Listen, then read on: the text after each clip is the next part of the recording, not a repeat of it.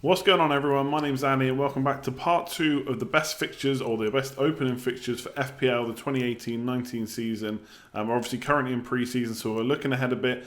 As on the last video, slight disclaimer that I am recording this in advance of putting it out on the channel, so hopefully all the information is correct, but obviously transfer news and stuff like that, which could happen while I'm away, I'm not going to be able to edit, so fingers crossed that it's all still relevant to you. Again, going through 3 teams again today. We've already done part 1 before, so if you want to go and check that out, do. But we've got 3 more teams to look at now, so let's just jump straight into it and start with number 1 team, Liverpool. So when it comes to FPL, Liverpool got to be one of my favourite teams, not in real life unfortunately, but in FPL, loyalties need to be thrown out the window.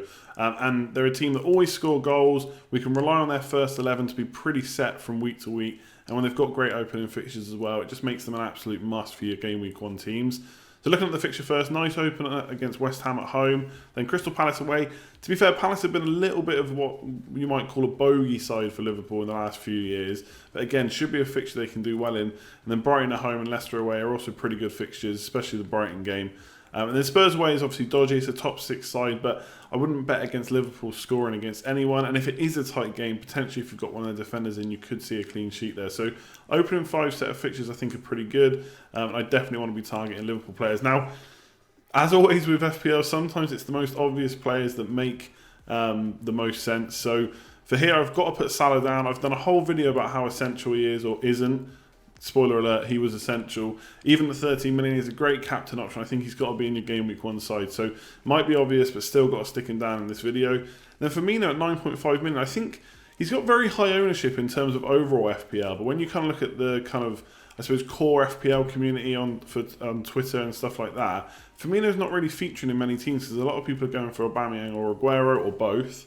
And then a much cheaper player like a 7 million Arnautovic or Zaha. So in the FPL community, Firmino's getting overlooked a lot, but not in the actual FPL sides who are being picked. There's about 1 million players in at the time of recording this. So Firmino, I think 9.5 million, had a great season, very consistent, always going to start, there for goals and assists. Great pick at 9.5. And then defence, I think they've shored up their defence with Keita in the middle and Fabinho. I think they're going to really help, especially Fabinho as kind of the more defensive midfielder. They've just signed Alisson, so they've got a world-class goalkeeper. They're going to have a core back 4 of Robertson, Van Dijk, plus 1 centre-back, probably Lovren, and then Trent Alexander-Arnold on the right-back spot. So really good defence. I'm definitely going for one of their defenders this year. Robertson's the standout for me at 6 million. I think he could turn into a mini Alonso, maybe even the new Alonso with attacking returns as well. So yeah, great picks in the Liverpool side. Other players to look at, you are going to probably get a 5 million defender. Lovren and Trent Alexander-Arnold will probably, maybe not right at the start because of World Cup exploits, but eventually nail down those 2 spots. So if you're only going for Salah and not Firmino or Mane, then I think a Liverpool double up is a real consideration because for 5 million, I think there's plenty of clean sheets there. They kept 17 last year, which was only 2 less than United and 1 less than Man City. So I think they could even improve on that this year. Other players to look at, 7.5 million, Shaqiri and Keita, new players in there. We don't know if Shaqiri is definitely going to start. You're probably going to see, like I already said, Keita and Fabinho in the midfield 3, plus 1 more. So it could be Shaqiri, but I think that's probably wishful thinking. And then 9.5 Mane, I think he's got the problem that you've got to go for Salah. Do you want another Liverpool midfielder? It could work. They do score goals. But for 9.5 million, I'd probably put my money elsewhere, someone like Sané or Eriksen. So Southampton, nice set of green opening fixtures. No top 6 teams in their opening 5. Burnley, Leicester and Brighton at home, all really nice fixtures. Burnley, of course, don't tend to let in too many goals, but for clean sheet-wise, I think they've got a really nice opening set of fixtures, Southampton. And then the away games against Everton and Crystal Palace, who are on their day, really tough teams, but I wouldn't put it past Southampton to give them a proper game. Could be tight fixtures, and if it's open, you've got the likes of Charlie Austin be able to get you a goal. So I think Southampton under Mark Hughes, we don't really know what they're going to be like. Obviously, Mark Hughes not got the best reputation, I would say, from when he managed at Stoke. But he's had the end of last season, kind of pulled them through it, kept them in the Premier League. Will he start the season off with a man? We're still yet to see, but I think there's value in Southampton, which is why I like them. Even though we might not be 100% sure, like an Everton with Marco Silva is going to go on the attack. We don't know if Mark Hughes is going to be able to get them to do that. But I think with the value they offer, it's worth looking there. So in defence, you've got 4.5 million. Cedric, probably going to play as a right wing back. Even if he doesn't, he'll be a right back. Potential attack and returns. You're not going to get a hell of a lot from him. But you will get a few assists here and there. Maybe even the odd goal if you're lucky. But 4.5 million, if you can get some clean sheets, looks like a real bargain. Every year I seem to start with Redmond in my team, or he's a strong consideration. I think this is a bit of a punt, to be honest. I don't know if they've got too many midfielders that stand out as options, but 5.5 million, already scored 2 goals in pre-season. Could be one to look for. I think at 5.5 million, it's at least not too big of a risk. You're not having to put too much of your budget in one spot. But you could look at Armstrong as well, who's signed from Celtic. Attacking midfielder, he could be one to watch as well at 5.5 million. So check them out, how they play in pre-season, where they kind of position themselves, who's the more attacking. If you want a bit of a punt at 5.5 million, you could look at one of those two. And then up front, I hate to keep banging on about Charlie Austin, but he's one of my favourite players in FPL because he's got a great scoring record in the Premier League. When he plays, he scores. He's part of the cheat forwards video I did, and I think for 6 million, if I know he's nailed on, he's probably going to be in my team. You've got the worry about Gabbiadini potentially could play instead.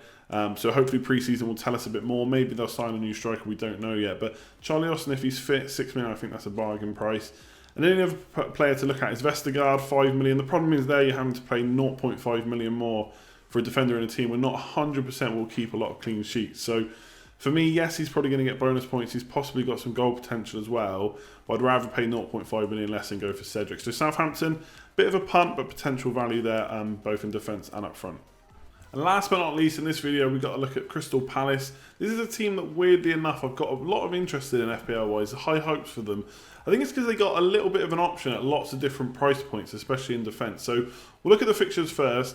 Now, to be fair, they could open a bit better. We've got Fulham away and Watford away. So team-wise, Fulham and Watford are pretty good, but both away games, we're not sure how a newly promoted team will start out in Fulham. And Watford, we don't know how tight they'll be. So with Liverpool coupled at home in between, it is a tough game, but as I mentioned earlier in the video, Crystal Palace have been a bit of a bogey side for Liverpool, so we could see them do okay in those games. I think they'd be tight enough. We could see some defensive returns and perhaps Zaha causing problems with his attacking pace, so I'm not completely put off by those opening three. Then I think Southampton at home and Huddersfield away are pretty nice. So as an opening 5, I think they're okay. Probably one of the better fixtures. Obviously, we've had 5 other teams to look through in this series, but as an opening set of 5 fixtures altogether, I think they're pretty good. We can expect goals from the likes of Zaha, maybe even Townsend chipping in with assists, and potentially some attacking returns in defence as well as clean sheets. So lots of options, like I said. The 3 I've picked out of Van Arnold. Ended last season with lots of goals, attacking threat under Roy Hodgson, and obviously if they can keep clean sheets, potential for clean sheet points as well. Townsend is in as a bit of a punt at 6 million. Finished off as one of the highest scorers in that bracket last year, and I think it was 9 assists and 2 goals. So goal threat, not huge. He's always been a player that I think when you see him shoot, it's usually into row Z. But to be fair, I think he's improved a bit under the last few years. And assist-wise, especially if they start with a target man like Benteke up front or Sorloth, could get assists there as well from out wide. And then Zaha, 7 million forward. I like the fact that he's in the forward spot now. In the past couple of years, it's been really hard to get that kind of price player in. I think he ended last season really well. He's got pedigree for getting goals and assists. If they don't go with Benteke or Sorloth and they play Zaha as the out-and-out striker, I think that could be awesome for him, even better than if he was out wide. Obviously, out wide, it is then kind of reverse out of position. You're paying for a forward, but he's playing out wide. I wouldn't concern yourself too much of that. If he's still going to get goals and assists from out wide, he's good as a forward. He'll get more bonus points for scoring goals, but obviously will get 1 point less when he scores them. So I think Zaha's a really good option. And then, like I said, the other options I think are all in defence. You've got a 4 million Van Bissaka. Looks like he's going to be a starting defender. So for 4 million, it's brilliant for FPL. It's exactly what we want at the start of the season. 4.5 million Tompkins. So if you want to get assured starts, a little bit less than Van Arnold, still got a bit of goal threat. You've got Tompkins, and then Sacco. Again, goal threat for 5 million, so going up again a little bit in price, but also a bonus point magnet. If Palace keep a clean sheet, he gets bonus points nearly every single time. So he's a really good option. Like I said, lots of different price points, nice value there. No one over the 7 million mark. So who would you like to see, or who would you like to buy from those? I'd like to know in the comments below. I think there's a lot of options. Townsend the punt, but Van Arnold, really nice goal threat and clean sheet potential. So that's it for today's video. Hopefully you enjoyed it. If you did, give it a like on the video. Much appreciated as always. If you're new around here, hit subscribe and hit that bell so that you're notified when the next video is up or when I'm live streaming. There should be 2 more at least live streams to come. One in early August and then another one just before the season starts. So make sure you tune in for them. I always go through all your questions. Otherwise, leave a comment below and let me know which of these players and teams you're targeting for your Game Week 1 squads.